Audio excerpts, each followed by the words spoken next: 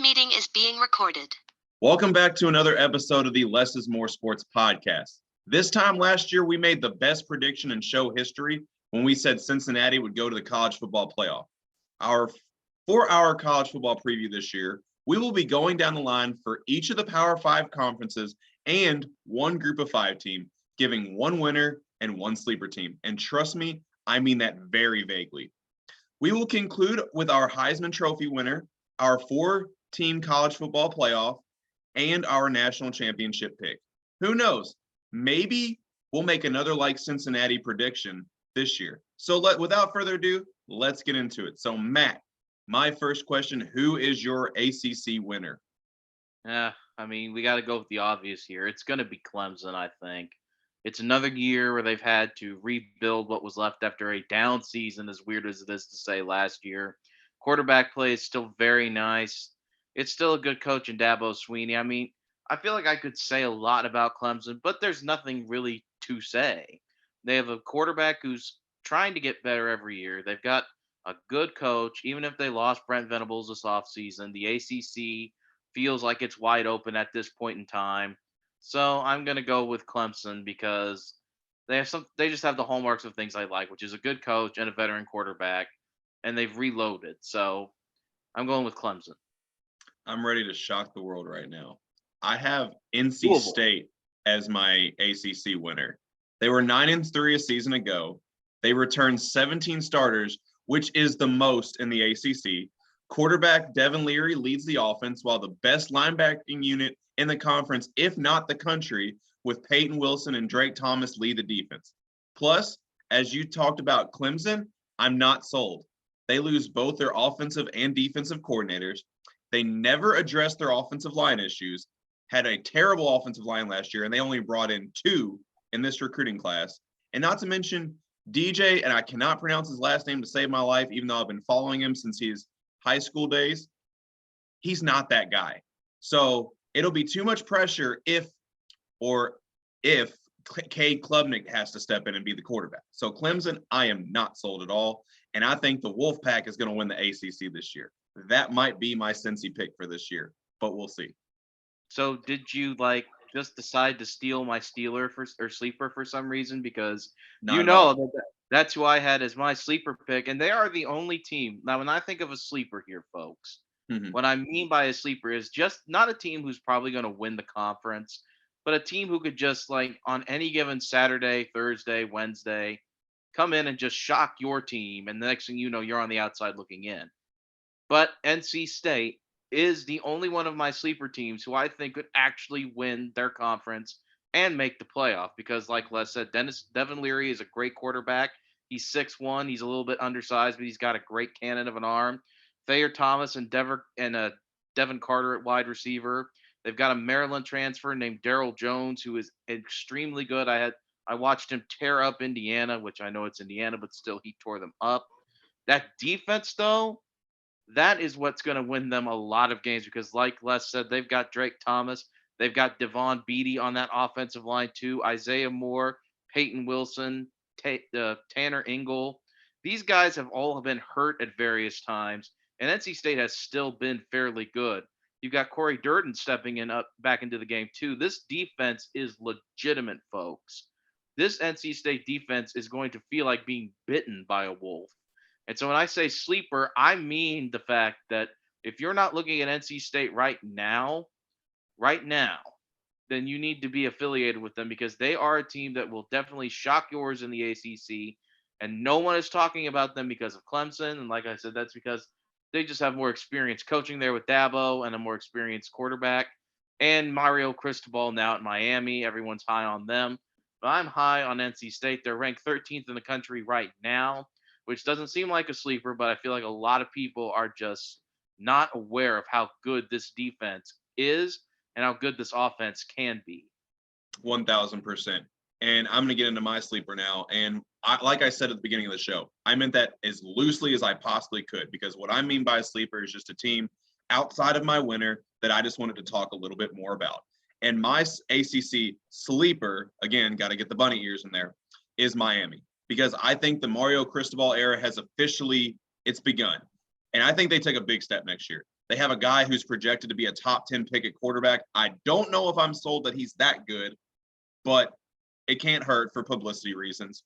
And I love the way Cristobal builds his teams. He starts from the line on up, which is the perfect way to build a long-lasting, good tenure with a football program. So I think they get started off hot. I think they make some noise in year one, maybe raise some eyebrows. I don't think they're there yet, but Miami could be back. And I know what that means. When you say that about a program like Miami, to say that they are back, I think it could get there sooner rather than later. So without further ado, we're moving on to the next conference. So Matt, who is your Big Ten winner? Well, Les, I feel like it couldn't be more obvious who the winner of the Big Ten is going to be. We have our first hat pick of the year because it's cold in the Big Ten. And I feel like everyone knows who I'm going to say, and you know I'm going to say it, and everyone knows I'm going to say the Indiana Hoosiers. Right. Best team out there. No, it's Ohio State, far and away. This team, it feels like a formality to play the Big Ten season because when your receiving core is on pins and needles in the middle of the Rose Bowl and scores that many points, and we have two future superstars in the making already in Marvin Harrison Jr. and Jackson Smith and Jingba. This offense is loaded. They have a great quarterback. Stroud is coming for that Heisman. I mean, it feels like playing the Big Ten season this year is going to be a little bit of a formality to me because that's just how good I think Ohio State's offense is. And if their defense is a little bit off, it's going to get there. I mean, I know they lost to Michigan last year. That was with a young team. These receivers had a breakout game in the Rose Bowl. I really just don't see a scenario in which Ohio State does not end up taking the Big Ten just because that offense is so gosh darn explosive. It's got Heisman Trophy winners all over the place. I'm going with the Buckeyes to be the Big Ten champions. I know I surprised a lot of people with my ACC pick, but I surprised absolutely no one with my Big Ten pick, and I have to agree with you that it is the Ohio State Buckeyes for a lot of the same reasons that you said. I'm never concerned about a Ryan Day offense as it is, especially one that returns its quarterback, returns Jackson Smith and Jigba, returns Travion Henderson. But what really sells me on this team is who they brought in as their defensive coordinator, hiring Jim Knowles from Oklahoma State. If you all remember, he was the mastermind behind leading the Cowboys to the number 5 ranked defense in college football last year. And trust me, that talent in Columbus is a lot better than the Cowboys got. Oh, yes. So, yes, I think the Ohio State Buckeyes, like you said, it's a everyone else is just a formality at this point. The Buckeyes, I think, roll through the Big Ten and into the college football playoffs. So, but oh wait, I kind of gave away too much there. But anyways, Matt, yeah, we'll get there. I got ahead of myself. I'm sorry. But Matt, who is your Big Ten sleeper? Well, this is going to come from the other division of the Big Ten because this is a team that I think Ohio State could see in Indianapolis in December. And I'm going to say the Minnesota Golden Gophers. They already have a PJ Fleck is calling the Encore 4, which are 4 really good offensive players coming back for their last 6th and final season. You've got center John Michael Schmitz, who is like the next great Big Ten offensive lineman. Tanner Morgan, who's a good veteran quarterback again. Chris Outman-Bell, the wide receiver. And a guy who I remember playing last year and a couple years ago named Muhammad Ibrahim, the running back, who everyone thought was going to win the Heisman last year until a horrible injury took him away as he was single-handedly carving up an Ohio State defense. And if he's anything like what he was before he got injured last year, we're talking about a very potent, good, potential first-round running back coming out of nowhere. They've added some guys, too. They've got Dylan Wright playing receiver. They've got Brevin Spann at tight end. They've got a guy named Beanie Bishop from Western Kentucky who looks really good as well. They have a pretty good offense. And already when you're playing a home game in Minnesota, you've got an advantage because it's like negative 40 degrees every game. So I'm going with the Encore 4 of the Minnesota Golden Gophers in the Big Ten West. I think they have a great shot to make the title game, and I think they may even score a few points against Ohio State. But I'm still going with Ohio State to win. I'm going with Minnesota as my sleeper team and runner-up in the Big Ten. So my sleeper team, my girlfriend Tierney probably thinks that I'm going to make this selection to get some brownie points with her. but I have to actually went with the Purdue Boilermakers. Look, Purdue fits the narrative of being the giant killers of the Big Ten, otherwise known as the Spoilermakers. But what's intriguing about Purdue this season is their schedule. Penn State is their only marquee matchup within their first 7 games. Don't be surprised to see them go 7-0 before they have a road matchup with Wisconsin. It would be interesting to see. And then Jeff Brom will never go to Louisville. Never. Not a chance in hell after that. Never again. So I think we wrap that up. So let's go into the Big 12. Matt, who is your winner? And the hat is coming off. Well, we got to put on another hat. We got the Boosie's hat. Yep, we got to put it on. But I'm going to disgrace Buckeyes by, saying who I think is going to win. This is probably my most shocking pick right here. I'm going with Oklahoma. Yeah, I know. I knew you were going to react like that because I know what you're thinking. And let me tell you, this is the pick I am the least confident in because I could easily see a team who I'm sure I'm about to hear about for about 5 minutes easily winning the Big 12 as well because of their amazing running back and their amazing second-year coach.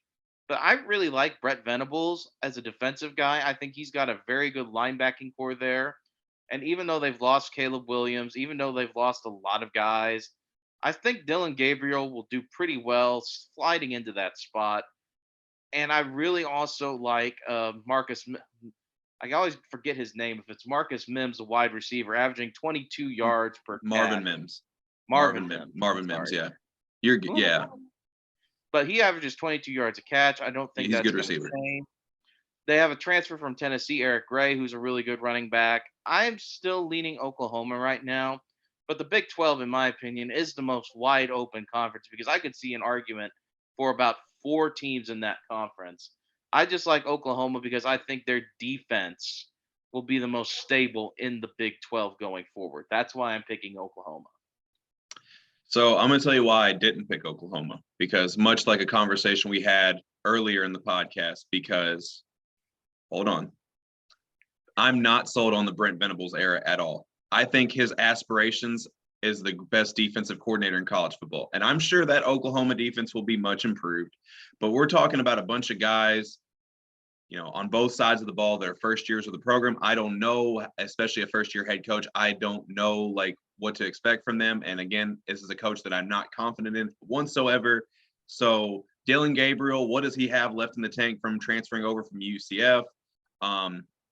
Marvin Mims is probably the only offensive player they have that has any chemistry with any of his teammates at all. So again, good receiver, but not enough to convince me. But we all know who my pick to win the Big 12 is, and you could never have guessed it in your life, but it's my Texas Longhorns. It's year 2 of the Sarkisian era. It's year 2 of both offensive and defensive coordinators, Kyle Flood and Pete Kwiatkowski. And not to mention, we had one of the better off seasons we've had in a long time. Brought in a top 5 recruiting class, brought in one of the better transfer classes in the nation, led by, of course, the big one, Quinn Ewers, getting him to come back to Texas. Because you all remember, he was originally committed to Texas, then decommits, goes to Ohio State for a season, then comes back to Texas. And of course, another transfer that not enough people are talking about is Isaiah Nayor, who will probably be the deep threat on offense. But one of the other keys is who they brought in on the coaching staff. They brought in Gary Patterson, who was a defensive mastermind at TCU as a defensive assistant. You have quarterback guru David Cutcliffe, who we all know coached the Mannings in college. He's an offensive assistant now. Not to mention, I think Texas takes a big step with every developing within the second year tenure of the Sarkisian effect. Sorry, I cut my words mixed up for a second. So I think they take a big step forward, surprise a lot of people. I think their first game of the season against Alabama is going to surprise a lot of people. I think they'll do much better than U effect. Of course, we know what Bijan Robinson can do. We know that Texas has the best backfield in the country, and I'm not a homer by saying that whatsoever. But I am convinced that Texas takes an absolutely huge step. But the only thing I have to ask Pete Kwiatkowski, please, please, please, for the love of the 40 acres, play Alfred Collins on the defensive line. Please. He is the most talented player on that side of the ball as far from a pro prospect standpoint.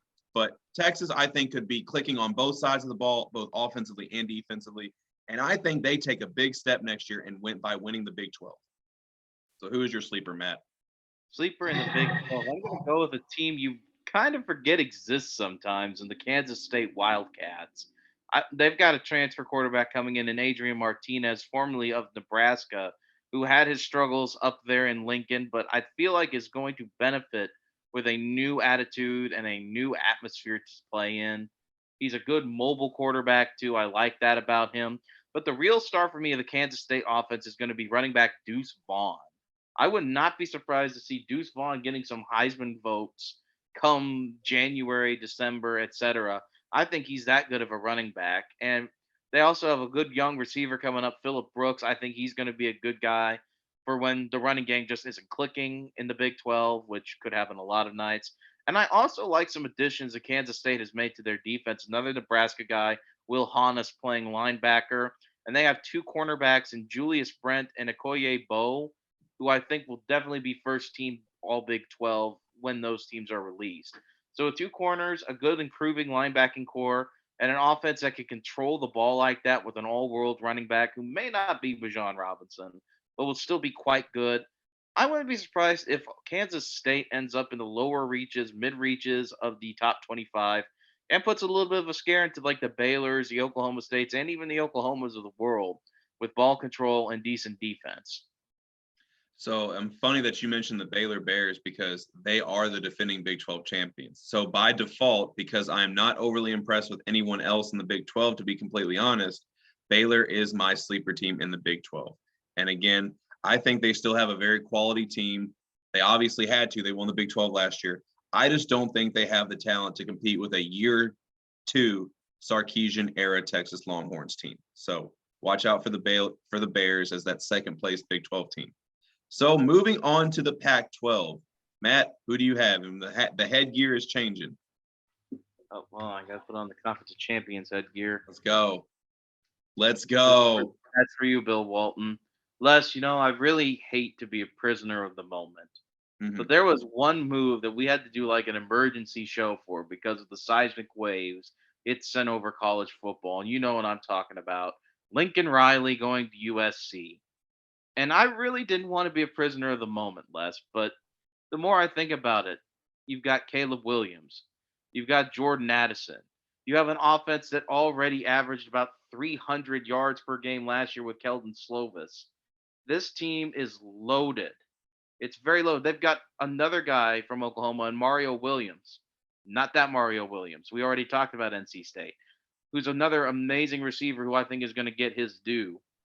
And I know there's questions on the defense, but nobody plays defense in the Pac-12. You have to outscore your opponent constantly. And I see Caleb Williams, and I see something incredibly special coming up in your first year as a coach out there for Lincoln Riley. I see an incredible receiver in Jordan Addison, the Biletnikoff Award winner.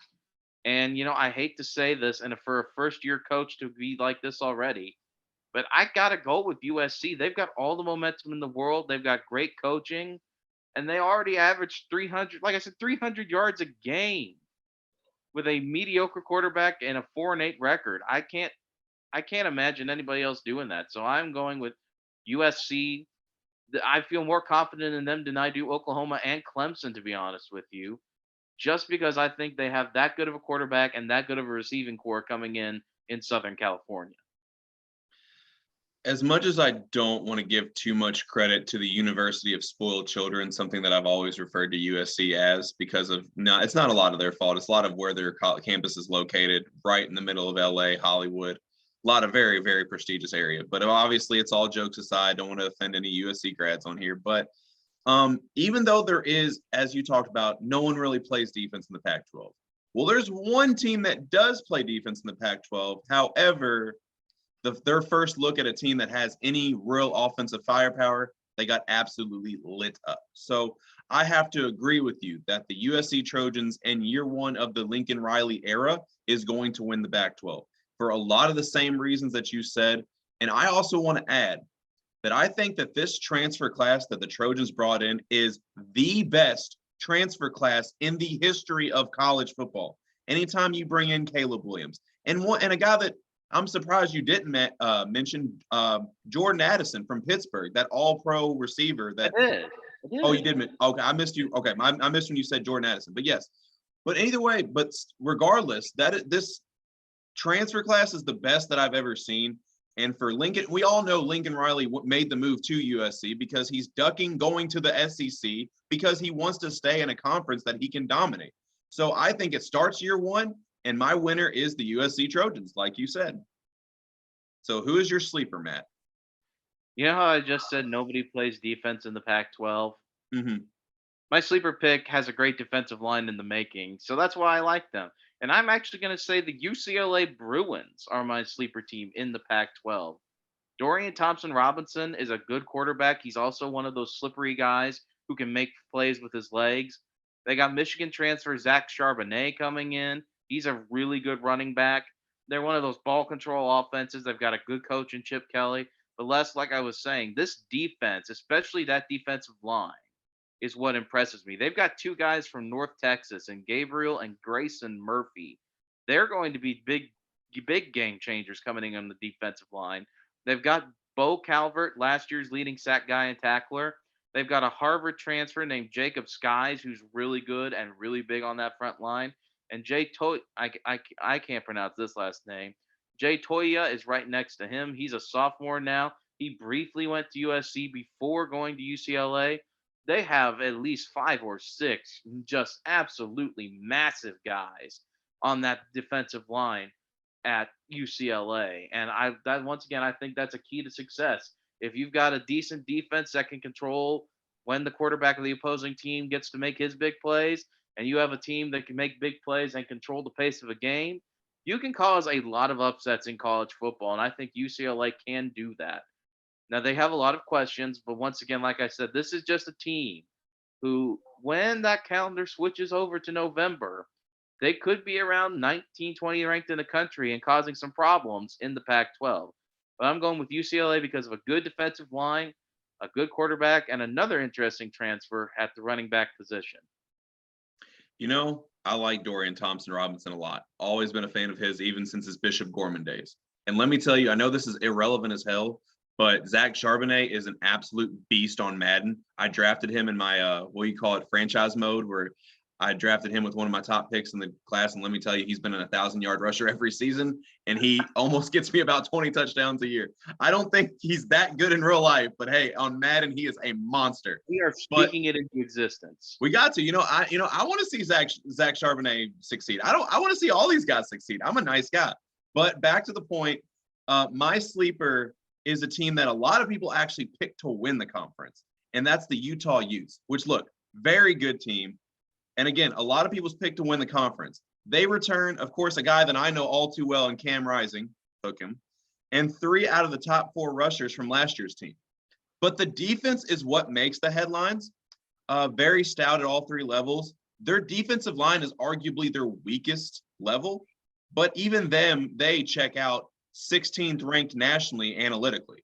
So the Utah Utes, even though I don't think that they have the firepower to compete with USC, still a very quality team, still a team that we should be talking about, and they're coming off a lot of success last year. But like I said earlier, Utah was the team I was referring to when they actually saw a team that had a lot of firepower, like in Ohio State, that was still out, that we forget their top 2 weapons on the outside didn't play. Garrett Wilson, Chris Olave did not play. And that led to Jackson Smith and Jigba making an absolute name for himself in the Rose Bowl. Even though he had a great season all year long, that Rose Bowl performance is something special. So Utah, very good team, but given how we've seen how they compete against teams that with actual firepower, I can't put them over USC in good conscience. So moving on to the best conference in college football. Matt, who is your winner?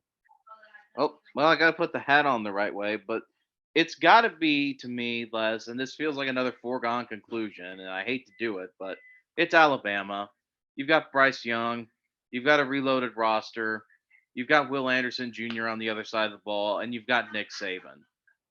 If Rick Saban called going to the national championship a rebuilding year, then I'd hate to see what like a non-rebuilding year is like for them. So it's Alabama to me. There are other good teams. Georgia and Texas A&M are also good teams. But at the end of the day, it's Alabama. That's all you need to know. That's all you have to say. The best coach, a quarterback who's expected to win the Heisman, and a guy who's expected to be the best defensive player, not only in this draft, but possibly a generational pick. So that's why I'm going with Alabama because it just feels like the right thing to do.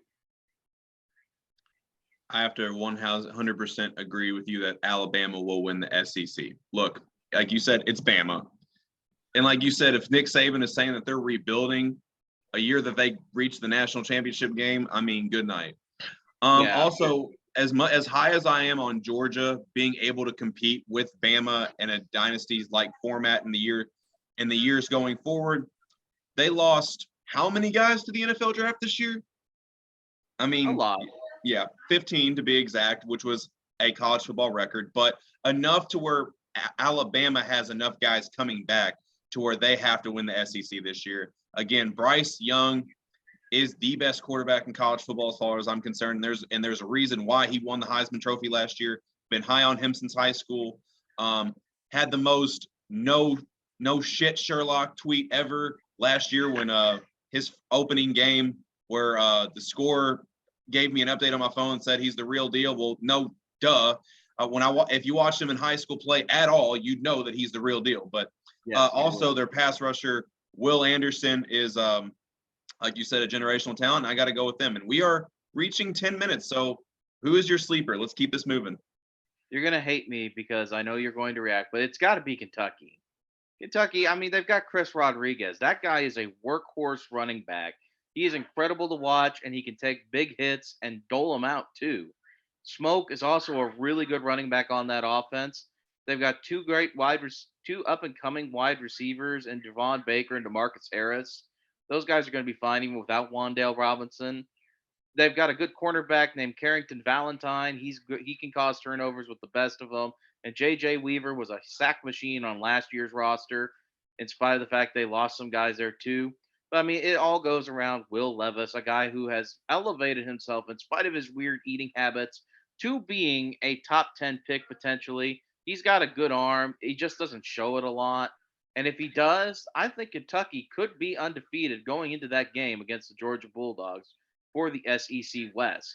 So that's why I'm going with Kentucky. I think they could be a very surprising team with a good quarterback, great running backs, and up-and-coming receivers, and a defense that's well coached. Will Levis is overrated, but my SEC sleeper is LSU. And it's ironic because I wasn't a big fan of the Brian Kelly move because I didn't think it was a great fit, but he's made some moves. And say it with me, transfers, because they've got a lot coming in and none bigger than Jaden Daniels out of Arizona State and halfback Noah Cain out of Penn State. Watch out for the Tigers. So, Matt, outside of the Power Five, who is your group of five team that you could potentially say, maybe, dare I say, this year's Cincinnati? I don't think there will ever be a team like last year's Cincinnati, especially with all that stuff. But I'm going to go with Houston. They have a really good quarterback in Clayton Tune. They've got Keshawn Carter. He's a really good receiver. Corey Jackson coming from Oklahoma. Matthew Golden coming in as a highly touted freshman receiver. They've got they lost their starting running back already due to a preseason injury, but they have a really good defensive line led by Derek Parrish. They've got a really amazing secondary with Hassan Hypolite and Gravarius Owens. They're going to be a really fun team to watch, and they could be a team that they're on the schedule with your team. I'm looking at you, Oregon. They could cause a lot of problems for your schedule going forward. Even though we didn't talk much about Oregon, I got to say that Houston, I feel like, is going to pull more than a few upsets and definitely be in the AAC championship game. So it's safe to say Houston will cause a lot of problems. That was probably the corniest joke I've had all podcast. But anyways, so I'm going to take it to a team that holds a special place in my heart, and that is the Boise State Broncos. And they've always had a special place in my heart since back when Dan Hawkins and Chris Peterson were coaching the team. But the Broncos last year won 7-5 in Andy Avalos' first season, and they returned their quarterback, running back, and wide receiver trio in Hank Bachmeier, George Halani, and Khalil Shakir. Defense should be the best in the Mountain West, and they improve And if they improve on their offensive line, they could be very lethal. And to be honest, a team that a lot of people are picking, was never once sold on, and that is Coastal Carolina. Not impressed with watching anything they do play. So, Matt, without further ado, who is your Heisman Trophy winner? I've been talking about how much I love offensive guys and how offenses can need to be explosive in college football. Going with the unorthodox pick here, Will Anderson Jr. That guy is a one-man wrecking crew on that defense. He plays in the toughest conference with the best players, and he makes some of the best offensive linemen in the country look like 5-year-olds. And I think that's not going to be any different this year. I know we're talking about quarterbacks, but I think they could cancel each other out and leave room for Will Anderson Jr. to join Charles Woodson to join and become a defensive player to win a Heisman Trophy. You all know who I'm going to pick to win my Heisman Trophy. And it is none other than my homer pick himself, Bijan, Mr. Lamborghini G-Ski Robinson himself.